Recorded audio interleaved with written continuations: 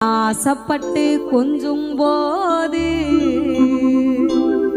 அவர் மீச முடி கீரும் பார்க்கத்தாளு கொஞ்சாளுக்காக இருப்பாரு.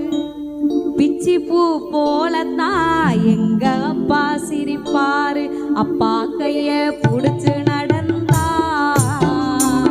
வேறு அழகாக மாறும்.